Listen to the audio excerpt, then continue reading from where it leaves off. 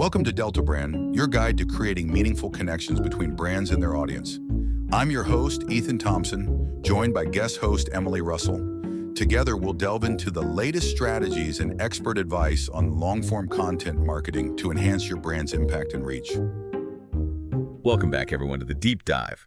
You know, we love getting into the nitty-gritty, and today we're all about measuring marketing success and going way beyond just, those likes and page views.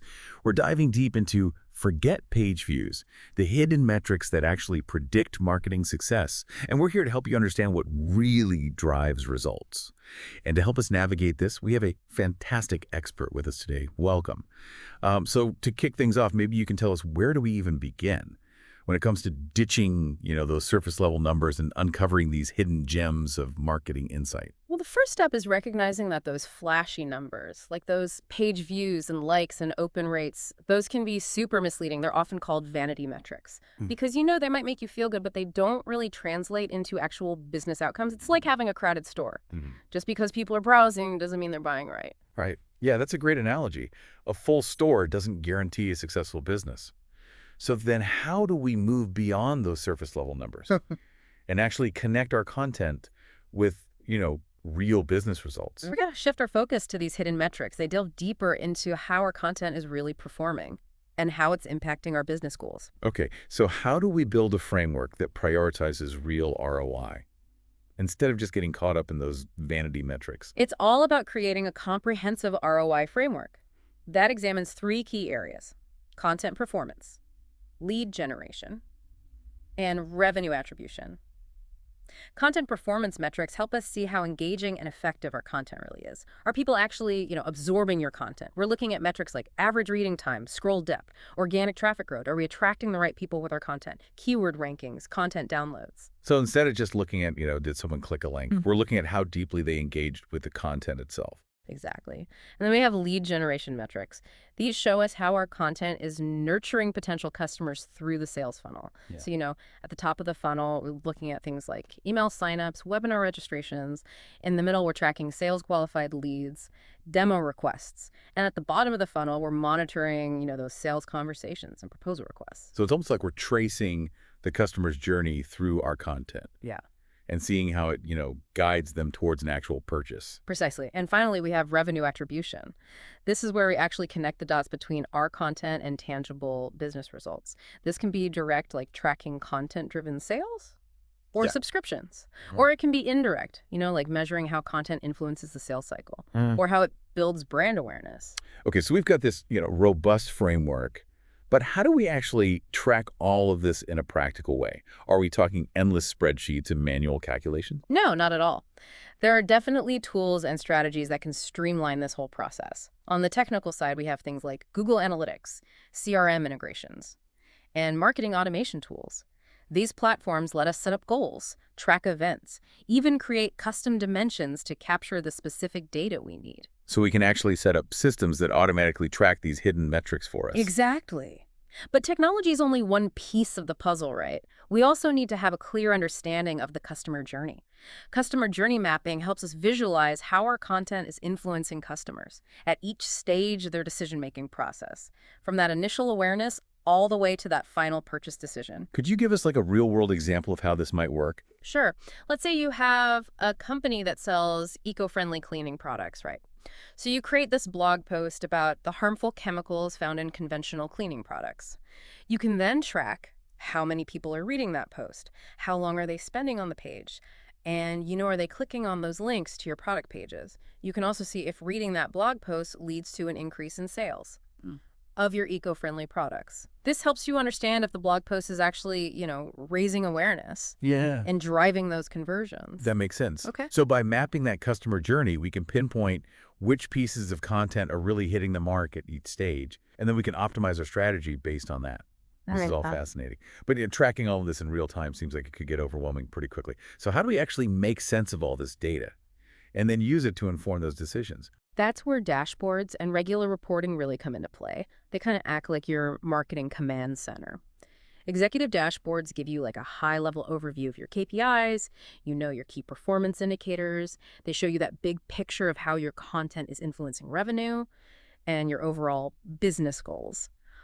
Operational dashboards, on the other hand, allow you to kind of dive deeper into the specifics. You can see how different pieces of content are performing, which channels are most effective, Yeah. and what your conversion rates look like. Okay, so executive dashboards are more for like strategic planning, Yeah. and then operational dashboards are for more like, tactical decision making. Exactly. And then having those regular reports helps you stay on top of trends and identify any areas that might need some improvement. Weekly reports, they might focus on things like traffic trends and lead generation, while monthly reports provide deeper dive into the revenue impact, ROI calculations, and potential optimization opportunities. This is amazing. We're talking about moving beyond those, gut feelings and assumptions and actually making decisions based on real data and insights. What I'm really interested in is how we can use this data to constantly optimize our content and improve those conversion rates. That's a key part of this whole, data-driven approach. Content optimization means we're looking at the data to see which topics are really resonating with our audience, which formats are performing best, which distribution channels are most effective, and even how often we should be updating our content. So it's like we're fine-tuning a machine to get that, peak performance. Hmm. How about optimizing for conversions? How to do that? With conversion optimization, we really zero in on those elements that drive action, things like where we place those calls to action, form design, and just the overall user experience. By testing and tweaking these elements based on what the data is telling us, we can continuously improve those conversion rates and just squeeze more value out of our content. This is all making so much sense. We're tracking the right metrics. We're analyzing the data, and we're always optimizing. But, at the end of the day, it all comes down to ROI. So how do we make sure that we're not just measuring results, but actually maximizing our return on investment? That's the million-dollar question, isn't it? It boils down to focusing on two main areas: cost optimization and value maximization. Okay, so we're talking about getting the most bang for our buck. In a sense, yeah. Cost optimization is all about making our processes as lean as possible. Yeah. Improving that production efficiency and really allocating resources in a smart way. We don't want to waste time and money on things that aren't producing results. Right, that's smart. What about value maximization? How do we actually get the most value from our marketing efforts? Well, that's where strategies like content repurposing come in, channel expansion, and of course, conversion rate improvement. We can take our existing content and repurpose it for different formats and channels, so we can reach a wider audience without having to start from scratch every time. And then we can look at, maybe some new channels to expand our reach and find new customers. And of course, we can always be working on improving those conversion rates to really get the most value from every single visitor. So it's like this holistic approach to maximizing ROI. We're looking at both sides of the equation, reducing costs and increasing value. Exactly. By focusing on these hidden metrics and really implementing, the right tracking systems, we can unlock that true potential of our content marketing efforts and see a real return on our investment. This deep dive has been so insightful. I feel like we've gone from, marketing novices to data-driven experts. What are some of the, key takeaways our listeners should keep in mind? I think the biggest takeaway is that those traditional marketing metrics, they often don't tell the whole story. To really understand the impact your content is having, you have to dig a little deeper. Focus on those metrics that actually predict success. It's not about chasing vanity metrics. It's about understanding the metrics that drive real, tangible business results. Exactly. And it's about having that comprehensive ROI framework that looks at content performance, lead generation, and revenue attribution. We need to track how our content is engaging our audience, how it's driving new opportunities, and ultimately how it's contributing to our bottom line. And we can't forget about that real-time monitoring and continuous optimization. We need to use the data to refine our content, improve those conversion rates, and maximize our ROI. Absolutely. Data is a powerful tool. It's really the key to making informed decisions and making sure our content marketing is truly effective. This has been such an insightful deep dive. Before we wrap up, I want to leave our listeners with a thought-provoking question. Thinking about your work or, your own interests, what's one hidden metric that you could start tracking today to get a clearer picture of your success? Maybe it's, average reading time on your blog posts, or maybe it's the conversion rate of your latest email campaign. Yeah, it's all about moving beyond those, those surface level metrics and really getting a deeper understanding of what's actually moving the needle. Exactly. The insights you can gain from tracking these hidden metrics can be game-changing.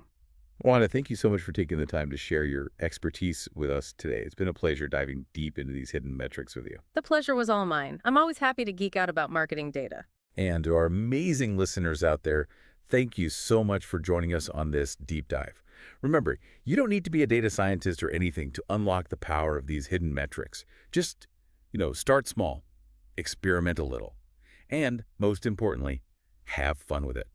You might be surprised at what you discover. You might just find those hidden gems that really take your marketing to the next level. Until next time, keep diving deep and keep those metrics in check. We'll see you on our next deep dive.